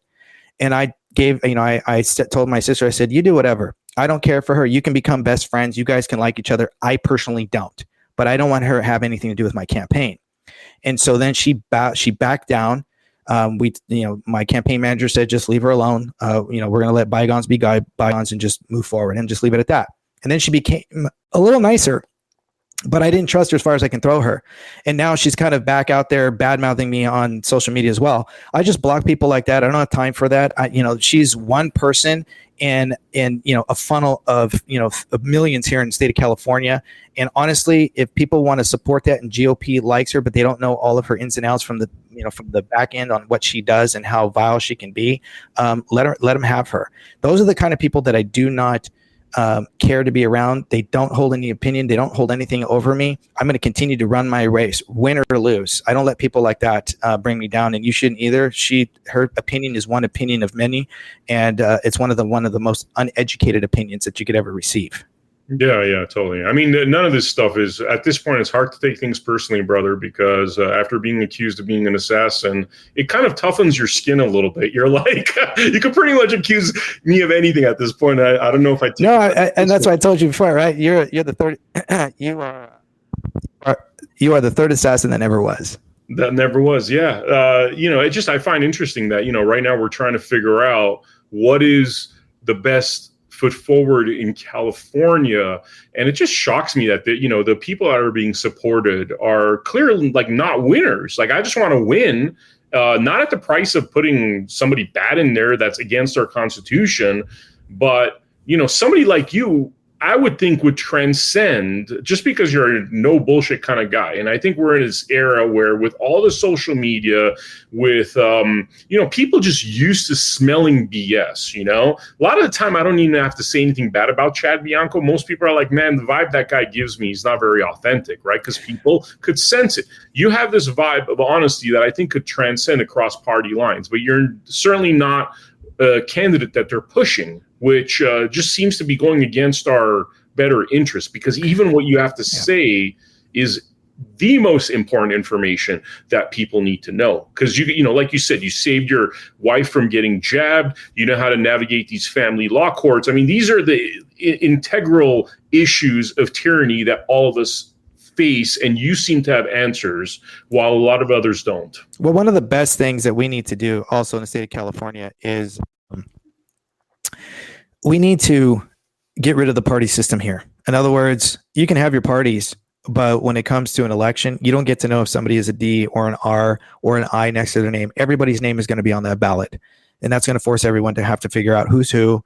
They're going to have to look at the integrity of that individual, the nature of the character of the candidate, their constitutional understanding, which will force people to be a constitutionalist themselves and the state constitution, and whether or not, they believe in God or not. Some people say, oh, that's not important, but it's hugely important when you understand our forefathers' memoirs and the Declaration of Independence.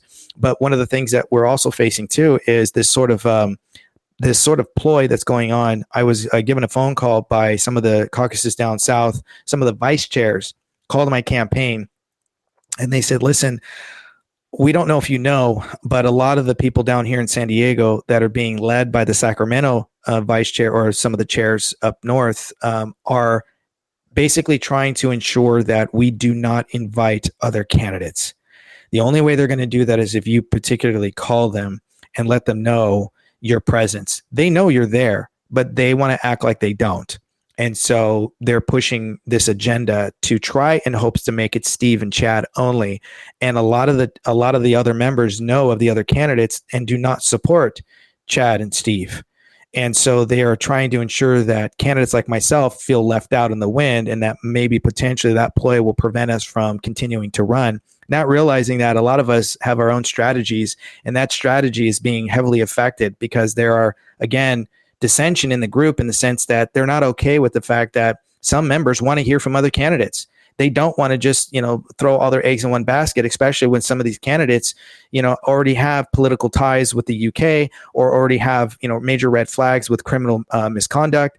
They want to hear from everybody so that they can make a well-educated decision on who they're going to support. Because at the end of the day, even though their bylaws say, that whatever the party suggests that you vote for, all the members have to vote. No, they're not going to look. They don't care. It's not their business. But that's how they try to force people to vote in that direction. And this is a huge ploy because they don't actually follow their own bylaws. And I know this for a fact. I have it on video where I got a standing ovation with the CRA during the 2021 recall. And there were members there that were hugely in support of me. And when I showed up, a lot of the other candidates were moving and shifting around because one candidate was supposed to show up and he didn't. And that was Larry Elder. And so a lot of people were, shifting their time frames around. And I was going to go second to last. But when I got there at my time frame, I was the last speaker. And they weren't going to let me talk. And so the CRA, one of the chairs was like, no, we invited Daniel. He's on the ballot and he has a right to talk. We want to hear him talk. And so the chair said, okay, we'll let him talk while we're eating. And so you can see in the video, everybody stands up and gives me a standing ovation. So I had about 33 people that I knew that were in there, and they were texting me and they were telling me that the bylaw that they had created was that any candidate who does not show up, we cannot consider. Well, Larry Elder didn't show up. And so the whole room was in support of Larry Elder. The problem was he didn't come. There were over 280 delegates that were sitting in there. And so other people who were there, that the 33 or 34 that were in support of me, started convincing almost half the room to vote my way. But finally, somebody stood up and said, well, this is how it's going to go. If we don't get to vote for Larry Elder, then it's a no vote for anybody. So they completely obliterated their own bylaw that they had created to ensure that any candidate that doesn't show up, we're not going to support them because they didn't show up. It was one of the largest delegate meetings to actually listen and hear to all of the candidates. They were all going to be given about 15 minutes to talk, and then, they could go to their next event. And so I got all this information. And so it was basically they were going to support anybody if they didn't get who they wanted to support in the first place. So then why did you even bother? And this is the nonsense that goes behind the scenes that does a disservice to the people of California who maybe aren't a part of these groups or these chapters or these CRAs or the GOPs or the DNCs. They sometimes rely on these groups to do the research because they're so inundated. And the only way they want to participate, of course, is the only thing they can do is vote. But they don't have the time to do the research. So they become dependent on these groups, unfortunately, like an automaton. The problem is that these groups are doing a huge disservice by picking a candidate that, unfortunately, is just not a candidate that we need here in the state of California. Again, this is why I would never vote for either of these people, even if I was not running. And so this is why we have such corruption in the party system alone. And it makes people go, you know what? I don't even want to be part of these groups and I don't even want to vote anymore. But that's the main plan. That's the agenda, is to get people to be disenfranchised because it's easier to control a smaller amount of votes and split them up than it is to try to control 40 million Californians. Well, only 14 million on average come out to vote for any gubernatorial race. Where are all the other 17, 18 million, right? Mm-hmm. And this is why it's a perfect plot. It's a perfect plan to keep the people divided. Man, I got one more question. If anything else comes to mind, I'll pose it. But, what I notice is there's a lot of candidates that have a lot of, financial support and that sort of thing. You're here operating really on a shoestring budget. And you're also dealing with your child who's going through leukemia, which I didn't even know about that. I found out about that like a week and a half ago when you mentioned it, which really blew me away, man. That sounds like a lot you're dealing with, running for governor and then dealing with, what's happening with your child. Can you tell us a little bit about that? Yeah, my daughter was diagnosed about about 2.5 years ago. And my daughter... give me a second. Sometimes when I talk about it, I get a little choked up about it. she's a beautiful little thing, very high spirited. And we noticed that she wasn't eating. She was very skinny. She really lost a lot of weight. And she's an athlete. And then we noticed that her skin color was changing. And, I've seen dead bodies in the military. And, there was this one morning where she woke up and her skin was incredibly mottled. The color of her eyes were almost black. And there was this tiny little spark left in her eye. And it was almost gone. And I'd never actually seen that before, both my wife and I. And we knew this isn't right. And she was always grabbing at her chest, but she was walking around with a smile.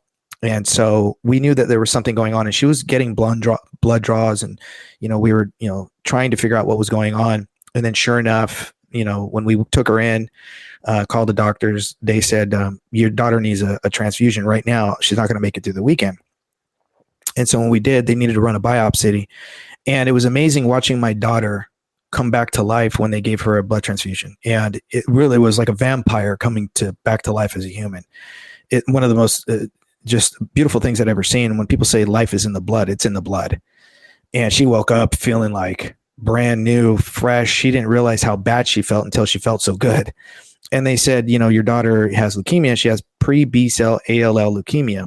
Fortunately for her, she has the most curable. The problem with that is if this is the most curable, I would never wish that, even on my worst enemy's kid. Even if I hate you, I would never want your kid to have and go through what my kid has gone through, because it has been a day in and day out struggle. And one of the things that I discovered was a group came to me when they found out that I was, running for office. And they said, you live in the, one of the highest areas of children being diagnosed with leukemia. And it was because I live near the Santa Susana laboratory. And that spill that happened back in I think it was in 1960, mid 1960s, it was California's and America's Chernobyl. There were 10 nuclear reactors, and one of them went off in that time frame, not telling everybody that 10 years later, another one went off. And then another 10 years later, another one went off. In fact, 5 had gone off. When the first one had gone off, it tainted the entire area. That land was owned by, at that time, Rockwell International. It was owned by NASA, the Department of Energy, and one other group. And now it's owned by Boeing. And they never cleaned it up. In fact, so much so that everybody here in my area says, don't drink the water. And they say it kind of in a humoristic manner. But when I was talking to some of the high schoolers and teachers and principals, there is almost every class and almost every teacher has one kid in their class with leukemia. And that blew my mind away. And after a year of my daughter, going through the first, scheduling of her chemotherapy, some new kids moved into my neighborhood, and they were about the same age. And about within 3 months, one of the boys was diagnosed with leukemia. And then a good friend of mine, he had a friend that just moved into our area, and their kid about 3 months in was diagnosed with leukemia. And that's hugely impossible without a cofactor. And the cofactor is what? The Santa Susana laboratory. In fact, we moved here when the Woolsey fire happened. When I talked to you about that Woolsey fire kicked up all that old stuff that they never cleaned up. They never got back down to the original ground to properly contain it. This is the fire that happened 6 months ago? The Woolsey fire that happened back in 2000, and I want to say it was 18, which is about the time that I moved out into this region of California. And that's when we really started digging into why didn't the government clean it up? And we started realizing that some of the things that were going on was tied to childhood chemotherapy. In other words, for every child that, has to go through chemotherapy, those doctors and those hospitals make an exorbitant amount of money. And that the oncology for child, treatment for kids with leukemia has been unchanged for nearly almost 70, 80 years. So in other words, Children's Hospital is the hospital that has set precedents globally. So even if I took my daughter to Mexico or, if we went to the UK, if we went to Canada, they follow the same exact protocol that Children's does. And so we're with Kaiser on the same street as Children's Hospital, and our oncologists are doctors that work with children. So we didn't need to transfer. And so there was nowhere else for us to go but to go through that process.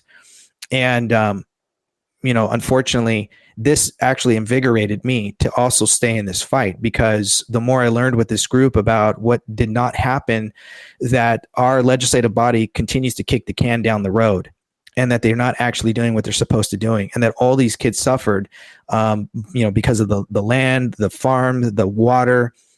Everything has been tainted, and there's a lot of archaeologists that have come out here to test the ground and the soil and the water, and it is by far one of the contaminated areas in all of California. We're not the only ones. The government purposed it up because, again, if you're a healthy person, your community and the pharmaceutical industries. So this is a huge problem, and this has invigorated me to get down to the video of this and continue to run for this office. It would be pointless for me to run for any other office, because it would just only go now to solve the problems. A governor can solve these issues dramatically in a single night, in a single month, in 1 year. There's so much that a governor can do. And the governor that we have right now is doing nothing but pointing the finger because, well, he doesn't want to. He's contracted not to. And he thinks he's going to be the next president of the United States. And if we're not smart enough, he's going to be. And if we don't put him in prison, and the next governor that gets in, he's going to run for presidency. You put me in office, he's going to be living out the rest of his days in a prison cell. And this is what I promised the people. I don't want any more children getting sick. I don't want any more of these industrial complexes getting away with what they're doing. And we can't sit there and say that, I just want to appeal to a better side of our, left representatives. No, they have no better side. If they did, we wouldn't be in this mess in the first place. I would add that the right side doesn't have a better side either, honestly. When you talk about institutionally, there's great candidates like you that are all about protecting our Constitution. There's a good moment for me to make the following statement, since we're talking about our Constitution. And I'd like you to kind of, give your opinion on my statement and any closing statements that you have. So when this whole third assassin thing went down, obviously it was quite traumatic. I thought, as being a constitutionalist, I thought this is an opportunity for all Republicans to unify together to really reclaim our constitutional rights to bear arms. Period. There's nothing behind that sentence, right? Right to bear arms. Period. Full stop. Nothing else. Okay. And right. I thought this would be a really good opportunity for people to say, "Yo, this is ridiculous." It's ridiculous. Like, let me put it this way. For the misdemeanor gun charges, we're now 9 months later, they still haven't released their body cams. And it's obvious why they haven't released their body cams, right? The state's probably spent a couple $100,000 on this BS charge. On the other token, there's my lawsuit against Chad Bianco and the Riverside Sheriff's Department for all the horrible things that Chad Bianco said in the Riverside Sheriff's Department, supported, right? Yes. And so you look at that equation, there's about something like what I'm hearing, about $350,000 that's been spent thus far on that case. So we're talking about upwards of $500,000 over something that's completely unconstitutional.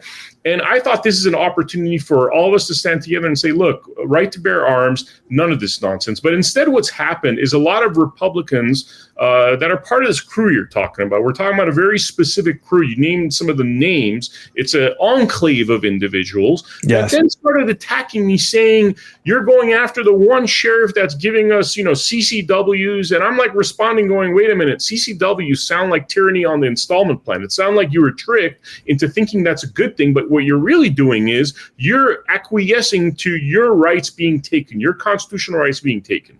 Yeah. So rather than seeing this kind of uprising to be like, we're going to fight for our Constitution and we're going to make sure that these stupid laws in California, where they call a gun with 14 bullets a high capacity magazine, making it sound like an AK-47, I thought this is a great opportunity for all of this to go away.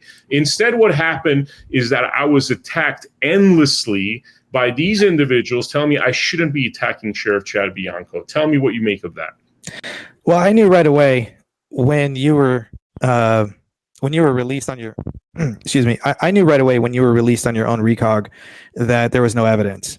And I found it disturbing that there was a claim that there was a potential third assassin.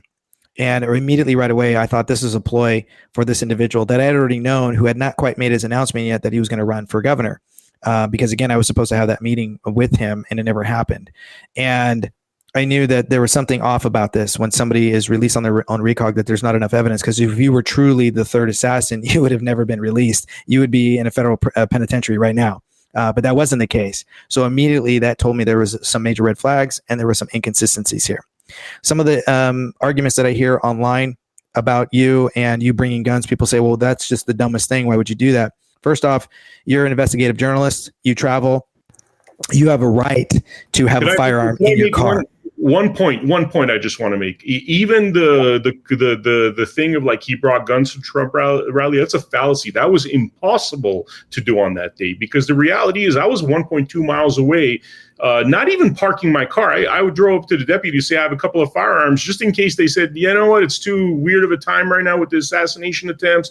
Do a U-turn and go home. I didn't think that this was going to blow up into a guy, you know, claiming, hey, I have a couple of firearms, and to then him being accused of being an assassin. But the geography of that day is I'm 1.2 miles away.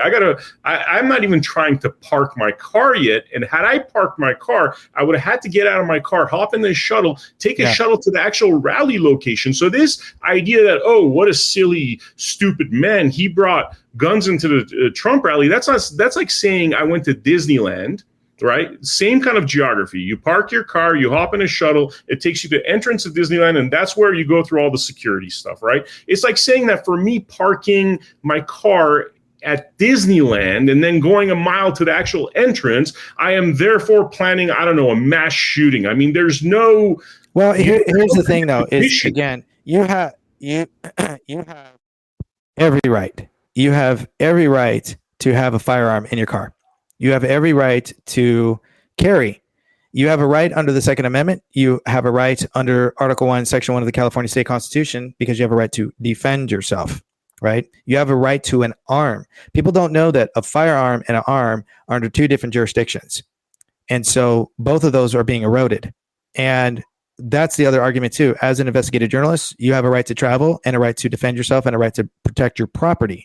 Your weapon can be in your car, because that you have a right under the Fourth Amendment to be secure in your property, right? So again, one note here, one quick thing, which is very interesting, that like you're referring to me as an investigative journalist. Whenever Chad Bianco talks about me, he says, oh, he's an influencer and he gets paid for clicks, which I've never gotten paid for clicks as an influencer. I'm not even an influencer. I'm a documentarian and a journalist. So when you said that, it kind of was like, okay, why is he calling me an influencer? Because an influencer trying to get clicks sounds a lot more nefarious and ego-driven than a journalist, a documentarian that is really whose purpose is to be a media person and report. So anyway, just wanted to mention that. No, and I completely agree with that. Again, it's word choice being utilized to paint you in a negative light, to give him credence to the mistake that he engaged in, rather than him just coming out and saying, in short, listen, today was a good day. Our attentions were heightened because of the previous two assassination attempts on the president, because of the fact that there were some oddities to this sort of interaction. It turns out that this was a false alarm. Our deputies did their job. The individual was not who we thought they were. They have been released on their own recog. It's a good day. The president had a safe event, and everybody's going home. So this was a good day. Right. Kind of like Trump did, by the way. That's exactly what Trump did. When they approached him the next day saying, hey, what's up with this third assassin? I was told by multiple individuals that he made a comment going, hey, I think they got that one wrong, and then he made another comment where he sounds like a patriot, cool guy, you know what I mean? Which would have actually made him so much more likable, which is, I think that's what we like about Trump, is that ability to just kind of like be a regular dude and be like, it happens. And had he done that, he wouldn't have gotten sued. But he decided he wants to dig his feet in. Until today, by the way, I just saw another podcast where now he's saying, oh, what if he went in there to try to kill me and do a mass shooting? I'm like, dude, you're still trying to make me seem like a criminal to justify this nonsense. No, people don't see that. People don't see that, that's an act of corruption. That's a microcosm of what that dude is capable of. And now you want to give that guy the power, that you want to give that Stalin-esque kind of personality, like governor. You want to make him governor of California. I mean, it sounds like a really bad idea, actually. No, and again, this comes down to inconsistencies. So again, when I was in the military, I used to have to perform investigations on people that I would ground, operatives that, couldn't do their search and rescue missions, couldn't fly, couldn't, do their jump calls, couldn't be a gunner, couldn't go on search and rescue missions, couldn't participate with inserts and extracts with spec ops.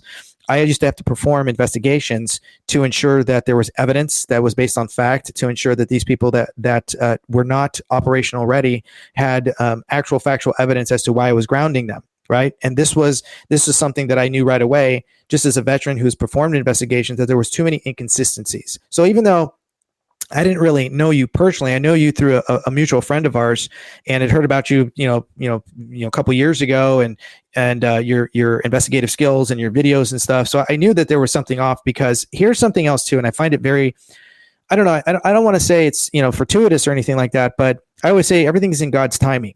What is the likelihood? This is my personal opinion. What is the likelihood of a man like you, who has a tremendous following, has, it's true MAGA, is out there, really doing documentaries and doing your research and digging up on people and putting out videos out there to reveal the truth? You happen to be the one person that, by chance, the deputies try to screw over and use you as they try to take you as they were trying to be an opportunist, basically. Chad was being an opportunist with you. The one person that maybe they thought was some sort of, nobody, a person who had no skills, somebody that they could just pin this on and paint him to be like some hero, ends up being you, somebody who fights back, who went out there and time-stamped everything, who started performing your own investigation, who went out there and started actually digging information to start protecting your name. You started fighting for yourself and to prove inconsistencies on his part, which made you go down a further rabbit hole and made him look horribly bad, not because you're trying to be deceptive, but because you wanted to find truth. And when you did, you started digging, you started finding all his major red flags, which a lot of people had already started seeing, but you just exposed it. What would be the chance, out of all the millions of people that showed up in the county to go see President Trump, that you would be the one person that he thought that he could pin this situation on? And I guarantee you, they were probably looking for somebody like this to try to say third assassin, because that's how he operates. He looks for those, make himself look, glorified, and he chose the wrong person. And I think that was godsend, in my personal opinion. No, I think that too, man. I think about that day all the time, man. And I'll be honest with you, it's been tremendously difficult. I've tried to hold my composure throughout a lot of really traumatic things. I mean, nothing close to like having a daughter that's suffering from leukemia. I mean, I definitely sympathize, but it's definitely a very unique experience that happened. And I've been trying to figure it out. I've been trying to figure out why, out of 50,000 people, and I know he was trying to target people. I know this was in his better interests. And the only conclusion I could come to is that this was really, and I hate even talking like this, because people that talk about, oh, God chose me, I think a lot of that sounds very douchey to me a lot of the time. But I do see how the way this is playing out, that like a really bad guy that was certainly pulling the wool over a lot of people's eyes. Now, I mean, I just doubt that now he has any chance of becoming governor. And I think before he did have a chance, and that might be the God's silver lining to all of this. And we'll see how it plays out. It's a story that's still being written. No, and I'm definitely in support of it. I'm definitely in support of anybody who's out there that wants to reveal the truth. And that's why one of my previous slogans during the 2022 was, I'm here to offend you, because the truth offends. People don't want to hear the truth. They don't want to do their homework. When they start to get behind and support somebody and they realize that that person is vile, or they're repugnant, they're evil, or they've done just too many shady things. It's one thing to say, somebody made a few mistakes in the past and they've done something to rectify it, and they didn't hide it, they owned it. Those are the people that I can get behind. Why? Because we're not perfect. We're all going to make mistakes. We're going to put our foot in our mouths. It's going to happen. Our emotions sometimes get the better of us. We're human. I get that. But when you take something to your grave, when it's an absolute lie, when you purposely try to destroy somebody else's life for your own personal gain, and when you have a rap sheet that's just as long as a criminal serving life, there's a problem here. And that is not somebody that I want in office. And And to have that revealed and to reveal the truth, it does sometimes hurt people who don't want to hear this, who have finally felt like they found somebody that they can really rally behind. And now you're making them angry because they've realized they've made a mistake. So the only thing they can do is continue to pump out platitudes and call you a liar. Yet they themselves have turned a blind eye. They themselves have shut off their ability to hear the truth and to be, critical and cognitive thinkers to ensure that they are adhering to truth. And that's just unfortunately thing that we are seeing. And that's going to be the divide of our state. It's not the candidates. It's the people who are getting behind the wrong candidate and not realizing that they're making a mistake. And they have the ability to push any candidate that has the proper intent to ensure that they're not leading you, they're serving you. And this is what we fail to seek out. We seek new leadership. We don't seek new servants. And this is why we are where we are. Yeah. And I told you, I'd rather support somebody like you that's telling these truths, even if we knew that it's going to be impossible to win, but these truths getting out for people to understand what their rights are, especially at this most critical time when we just went through COVID and everybody's rights were stripped away from them. And look at you, you have certain information that stopped the same from happening to you. Yep. So how great would it be if the entire state knew this information, knew literally the blanket of BS that's been put on top of us, which I call statutory laws, maritime laws, that prevents you from getting over here, which is God's law, constitutional law. And that ceiling is what I think it's most important to pierce, as opposed to pretending that just somebody, hey, is a Republican, he's going to have our rights. What are our rights? What are you as a Republican? I thought being a Republican, part of that was being very much pro-Constitution, and that being the sword that we die on. That is the sword that we die on, the U.S. Constitution. And if we're not willing to make the U.S. Constitution the sword we die upon, these runs for office are just different forms of losses. Like I was saying, tyranny on the installment plan, right? Yes, it's you cannot have road to that same tyranny. Yes, you cannot have government by consent when statutes, mandates, regulations, and policies supersede his law. His law, meaning God's law, which is written in the hearts of men, which is what our Constitution and Declaration of Independence and the Bill of Rights were founded upon. When you actually study this and you do the research, you will come to that conclusion without me having to influence you. It just is, because that's how our forefathers thought. They were genius at the time. We don't live in a democracy. We live in a constitutional republic, and there is a significant differences between the two. And if you don't know them, that's a problem. And this is why exactly what you're saying. And to go back real briefly, CCWs are illegal because they turn a right into a privilege. Under my administration, we're going to be a CCW state, meaning you're going to, as soon as you may purchase your firearm, and you already go through the Department of Justice Bureau of Firearms for a background check. As soon as you walk out with it, you're already a lawful CCW, right? I don't necessarily recommend it open and carry because you put a target on your back, but we can work on that. But in my instances, I'd rather keep the criminal guessing as to who's carrying and who's not. Why? Because they don't want to get lit up. Yeah. And when you remove that CCW, again, you cannot turn a right into a privilege, and you cannot charge a fee thereof. We call that extortion.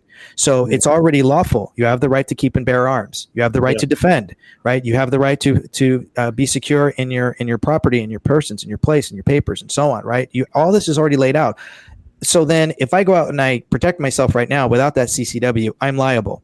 But if I have a CCW, then I'm not liable, right? So I asked government for permission for what I already have that's unalienable.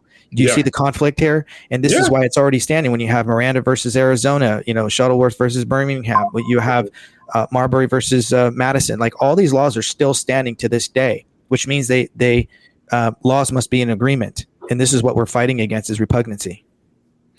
Awesome, Daniel. Awesome. Now, I'm going to give the mic to you one last time here. Any closing statements you want to share with the people? I just want people to understand that I'm not here. I want people to understand that I am not here to lead you. I don't want to lead you. I don't care to lead you. I want to serve you. I want people to understand that I am here to starve the government and feed the people, and that I define accountability as imprisonment. Prison is the solution for corrupt representative. Nothing less will do. And if people want to get behind my campaign and my candidacy, they can go to danielforcalgovernor.com, and there they can donate, they can participate, they can go to my flyers page and download flyers and start door knocking if they want to, or handing out flyers. They can share my videos. I have multiple platforms. There's multiple ways that you can participate. And if you're not sure, you can always text me. There is a campaign phone line that is an iPhone. I receive messages, I answer the phone, and I text people back as well. You can direct message me through email if you want me to come out and speak to your group, or if you want to just talk to me directly. There's a number of ways that you can support my campaign. And one of the best things that we need to understand right now is that we need to realize it's not about trying to do the right thing. It's about getting back to doing the God-given, constitutionally right thing. And that is exactly why I'm running here. And this is, if this is what you want and you're ready for retribution and you're ready for restitution, I am your candidate. Man, sounds like poetry, if you ask me. This is the kind of, this is what everybody's waiting for. This is the uproar right now in the MAGA party with this Epstein files not being released. It's all about accountability for people that are, harming our country, harming our kids. Thank you so much, Daniel. For the viewers out there, look, I've been deep in this campaign for obvious reasons. I've met all the candidates, and I got to tell you, there's a lot of candidates running first and foremost, but I've talked to maybe two that have, and I'm talking about Daniel and one other person that actually reference the Constitution. Daniel's knowledge when it comes to the Constitution and our rights and how we're being really robbed and raped in so many different ways is on a different level. And I don't know how you compete with that. I don't know how you compete with that if you really want to restore our constitutional rights and none of this nonsense. My case alone, $600,000 has already been spent on an unconstitutional, nonsensical thing that shouldn't have happened. $600,000 of the people's money. Yeah. So anyway, it's what's happening to me is a microcosm of the corruption. You multiply that, you look at the web. It's very clear why these certain people are always pushed to the forefront, and it's because they want to compromise your rights. And what Daniel's talking about right now is not allowing them to compromise our rights and holding them accountable, so they have the fear of God in them. So the next time they think about doing some nonsense like COVID and robbing us with mandates and trying to force jab us with this death jab, then people will think twice about doing something like that next time. But right now, the reason why they're so free to do things like that is look at these politicians. Look at these politicians that are not willing to stand up and hold anybody accountable. They all went along with the COVID nonsense, and they'll do it again and again to take away your rights, to take away your businesses. And really, the only people that are standing in that kind of in the way of something like that is people that have the willpower of an individual like Daniel, whose own daughter right now is going through immense difficulties, and he's out here trying to be governor. So anyway, brother, thank you so much for coming to the Blood Money podcast. For the viewers out there, make sure you check out americahappens.com, where we have selection of some of our hottest content, and I will see you all on the next episode of Blood Money.